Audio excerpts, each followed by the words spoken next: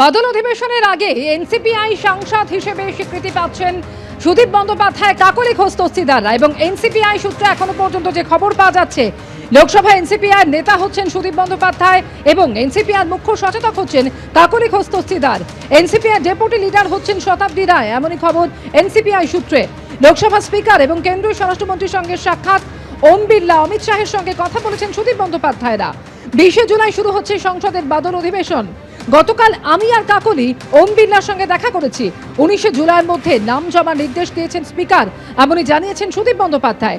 Speaker আমাদের জন্য ঘর বরাদ্দ করেছেন, আমাদের বসার জন্য আলাদা জায়গা দেওয়া হচ্ছে, এমনও জানিয়েছেন তিনি। স্পিকারের সঙ্গে সাক্ষাতের আগে কেন্দ্রীয় স্বরাষ্ট্রমন্ত্রীর সঙ্গেও বৈঠক করেন সুদীপ বন্দ্যোপাধ্যায়রা। যেটা উচিত ছিল সেটা হচ্ছে মাননীয় স্পিকার মহোদয় যে ডিফেকশনটাকে আগে ডিসাইড করে, তারপর রিকগনাইজেশন। কারণ ডিফেকশনটা তো আমাদের অনেক আগে দিয়ে দিয়েছি, তো আজকালের মধ্যে যদি অর্ডার দেয় সেটা পরবর্তীকালে নিঃসন্দেহে দল ভাববে কি করবে কি না করবে।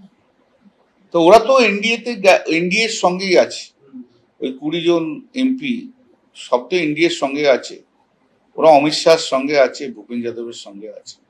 এটা তো জানা কথা, নতুন কিছু না। ঠিকই আছে, চলুক না। রাজনীতি তো প্রবাহমান।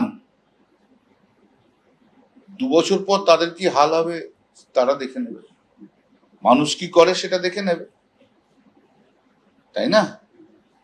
এখানে তো স্পিকার মহাশয় তো কোয়াসি জুডিশিয়াল অথরিটি কাজ করে, তা সেক্ষেত্রে fair play in action is a very একটা ইম্পর্টেন্ট পার্ট।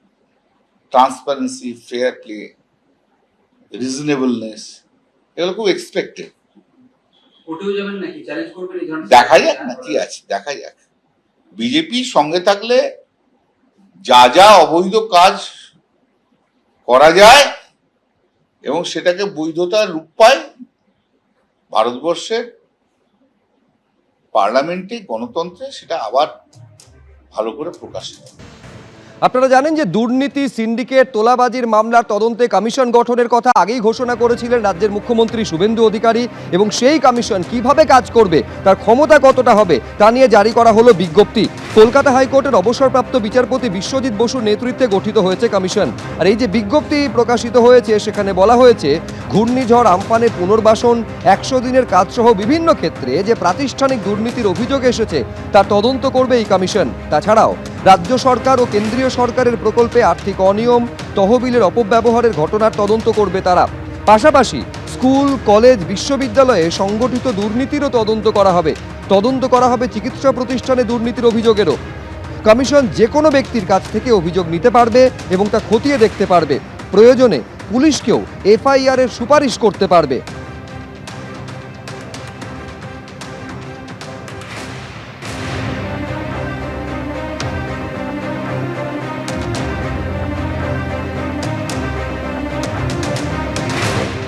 এবিপি আনন্দ, এগিয়ে থাকে, এগিয়ে রাখে।